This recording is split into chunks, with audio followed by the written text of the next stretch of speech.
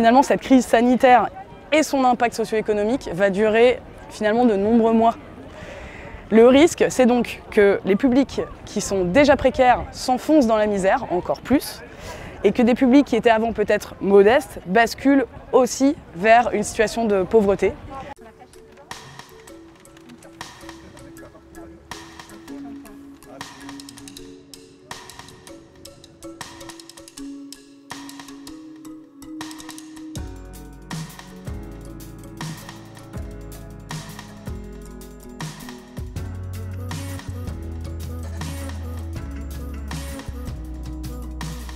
Les kits que nous sommes en train de constituer sont des kits d'hygiène individuels hebdomadaires. Donc on distribue chaque semaine.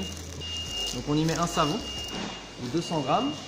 On y met une serviette jetable pour pouvoir prendre une douche à utilisation unique.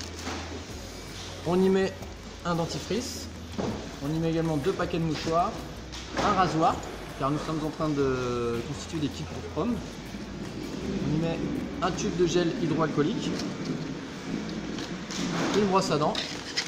On y met également une attestation de déplacement pour que les personnes puissent se déplacer sans avoir de soucis pour pouvoir récupérer leur kit. Voilà, je fais ma petite coche et je le mets dans mon carton. Voilà.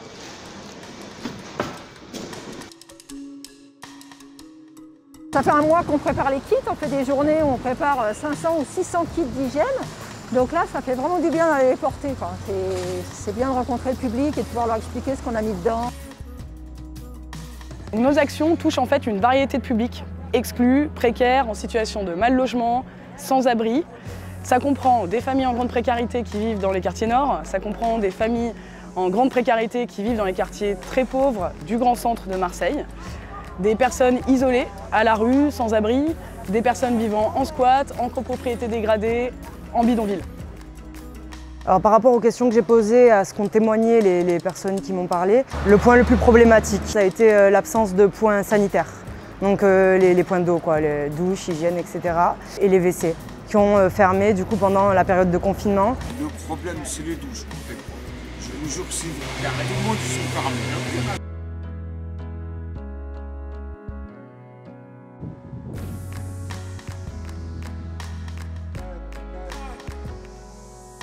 Moi, le seul problème, c'est le masque. Les masques, on n'en a pas. Tu veux prendre le bus, tu es obligé d'avoir un masque.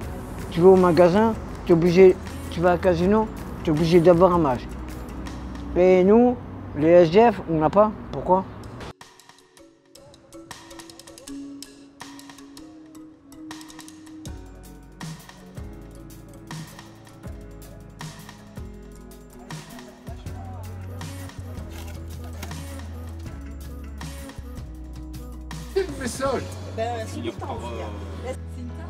Tchatcher un peu comme on dit à Marseille, c'est important.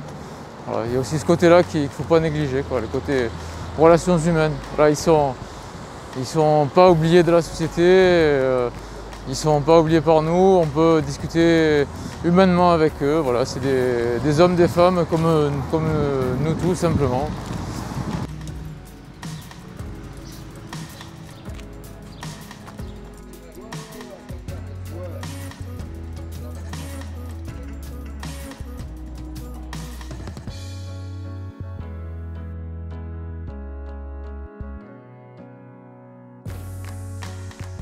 Pendant le confinement, l'ensemble des acteurs, y compris ACF, a constaté d'abord une augmentation des personnes à la rue, mais aussi une augmentation des besoins de base de l'ensemble des publics qu'on a pu couvrir.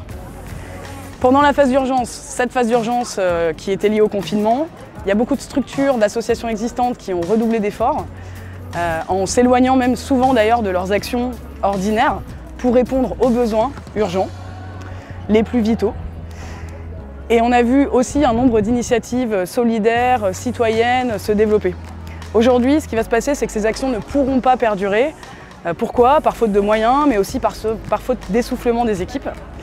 Alors même que le nombre de personnes précaires et donc les besoins à couvrir risquent de fortement augmenter dans les mois à venir. Il faut comprendre que finalement cette crise sanitaire et son impact socio-économique va durer finalement de nombreux mois. Le risque, c'est donc que les publics qui sont déjà précaires s'enfoncent dans la misère encore plus, et que des publics qui étaient avant peut-être modestes basculent aussi vers une situation de pauvreté, en même temps qu'on va voir apparaître très certainement de nouveaux clusters Covid dans ces zones de précarité.